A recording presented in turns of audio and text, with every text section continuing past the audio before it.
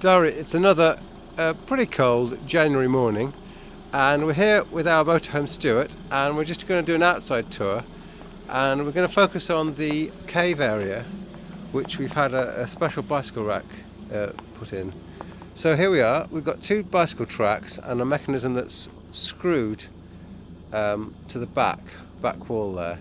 So that holds the bicycles very securely in place. We can get two bicycles in there without any problem. No wheels need to be removed. The bicycles go in sort of opposing each other, and there's enough room again to not change anything, so the seats are completely in place, and they're held in a nice track here which holds the wheels strapped in, and then this aluminium contraption goes down and goes across the top tube and holds each bicycle very securely. So that's the bicycle rack which has been installed. It actually was made from two different mounts, so we had to buy, unfortunately, two of them. We were charged for two of them by our lovely motorhome seller. Anyway, also you'll see at the back there, there's on the back left, there's a door behind which are dual gas bottles. Now, as you may or may not know, there's no European standard, one European standard. There are many European standards. So at the moment we have two Swiss gas bottles, and they're actually made out of fiberglass to save weight. And the idea would be is if we were touring for longer periods in Europe, we'd have, let's say, one with a British or French standard and one with a Swiss standard. It turns out though that those two gas bottles haven't lasted us for the entire summer, and we've been out multiple times, multiple weekends, and so they don't run out as quickly as you might think, especially if you have an electric hookup, in which case you're really using the gas not to power the fridge, but only really for heating. I'll just lock this up while we're at it. So we'll just do a quick outside tour. What is there to see? Well, one thing that we did specify on our order was a 360-degree camera system, and you can see there's a camera. You see the two fridge vents there. Up a bit to the left is the left-hand camera, and if we step down to the back, you'll see there's a camera up there. So we've got cameras all around the vehicle, and those pictures are put together to make a 360-degree image, and it's very, very helpful when reversing. Although, as I did find, there is a bit of a blind spot which caused me to bash the bumper a bit. It's led to a moderately expensive repair just to change a bit of plastic on the bumper. Anyway, here's Stuart. He's got the engine running. We're just trying to make sure that the batteries are charged. Now, it's got a house battery, or in our case two house batteries, two 12-volt batteries, which are used in parallel, and there's also an engine battery.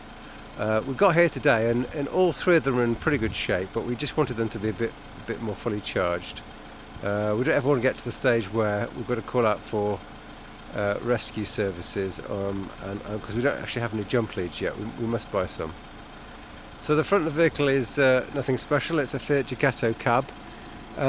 If we just look at another vehicle here, you see this is an example of an integrated motorhome where the front has been changed. Whereas if you look at our motorhome, the front is the standard Fiat Ducato cab. Now, dethleffs do make a Globus. Instead of a T8, they made what's called an I8, for integrated 8. That was all well and good, but it was an extra 10,000 francs, so that's about sort of £6,000. And we didn't really want to pay the extra. With the i8, you'd get an integrated front, so they would remove the standard Fiat front and put the dethleffs front on, and it looks a bit nicer, and the driving view is certainly better, but it was more money, and we thought it wasn't really worth it. Plus, I think you get an extra double bed at the front, which we definitely didn't want, so we're quite happy with having just one double bed at the back. So the i8 would actually be heavier, including the extra bed, so another factor against the i8. So it was heavier and more expensive, so it was definitely ruled out. I think we did make the right choice. Although, if you see, one thing that I'm a bit grumpy about would be the fact that above the windscreen, the cab overhangs it a bit, and I think they could have just made it flush. I don't know why it has to sort of stick out like that.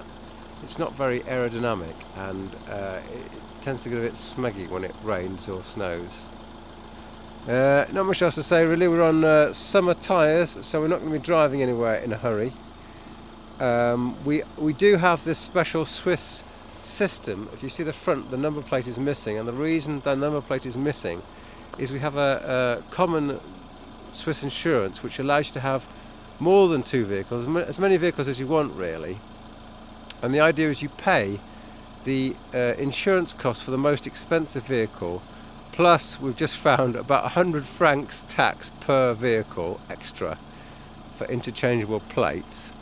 And then you don't pay, for N vehicles, you don't pay N insurances, you just pay one insurance.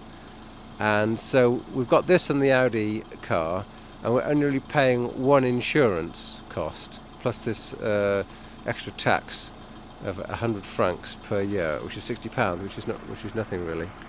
So we have these quick release plates, so we can quickly take the number plates off of the Audi and bung them onto here, which only takes literally about 30 seconds. So that's quite convenient. I think we've run out of things to say. On the left side, you'll just see here the pipe that's sticking out underneath the vehicle is the exit water pipe. So when you've used water from the shower or the sink, it'll come into a tank, and you can't just dump that anywhere. You must dump that in a special water point. You can find them at motorway service stations, and that's a grey water tank. It's threaded, so theoretically we should be able to get a threaded extender for that pipe. We've not actually found one so far.